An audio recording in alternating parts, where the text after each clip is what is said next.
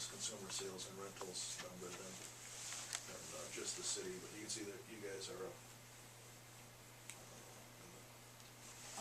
The village one wouldn't have changed until February, so their rate would have been the same. If ours changed, it would have been some business that had more or less RMUs, you know, because we true those up every year.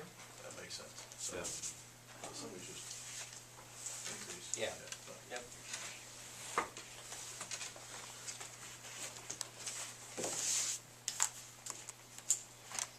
You know, the other thing that the reserve that we have to have on that one note will be up in 2017, that WIP fund, and the village has had to, by law, be setting aside money for that also.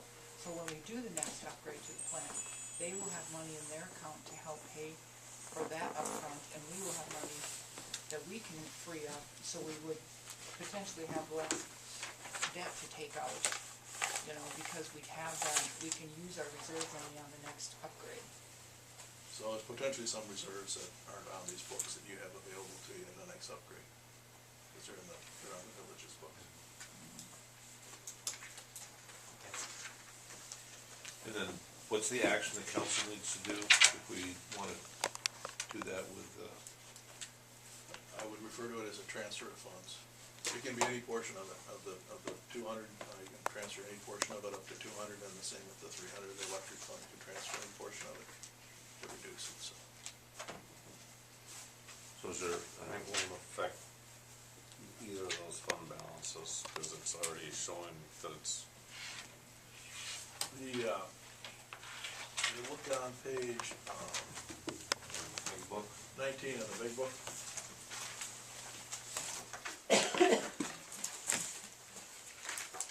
And you look at that first column, your total fund balance in your general fund is $653,000.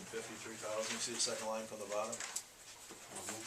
Well, we're only referring to the 240 as the fund balance because that 366 that's up above, we pull it out, and it's about three numbers up. See the 366? Yeah, there's 366 on the top, but right up, there's one that's right above that one too. That 366 there. Yeah. We're saying, yeah, that's not in your unassigned fund balance because there's no, we're not clear if you're ever going to get it. Okay. So when you say, well, it affect the fund balance, it'll affect the total fund balance, 653, but not the one we've been referring to, which is the 240. Okay. So, you know, you really have 240 in fund balance, unless somehow you can get that liquor advance and that sewer advance collected, then you got 653,000 in fund balance, and that's about 100% of your annual expenditure, so not 35. Yeah, it'd be nice. I think the liquor store building can resolve itself with the sale if we just wanted to go that route. But the EDA is gonna start looking at that here in the next month or so, and we'll have some options for the council to consider. So I don't think addressing that one is so important. Those other two options in the sewer fund that you talked about that we needed to maintain because it was required. You know, again, I think we have to let the new sewer rate work itself and see if that's gonna assist in that.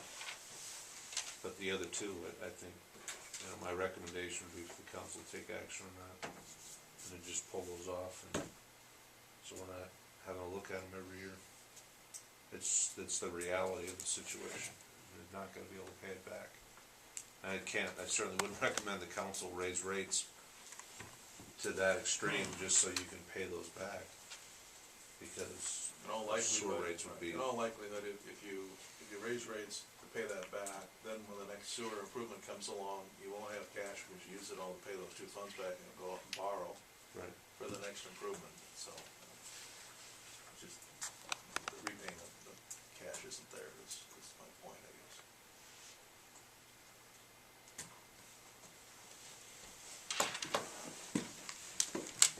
That's something that's already accounted for. You're not gonna see any hit to especially the general fund.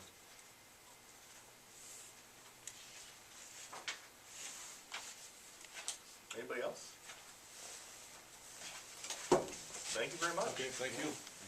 See Thank you.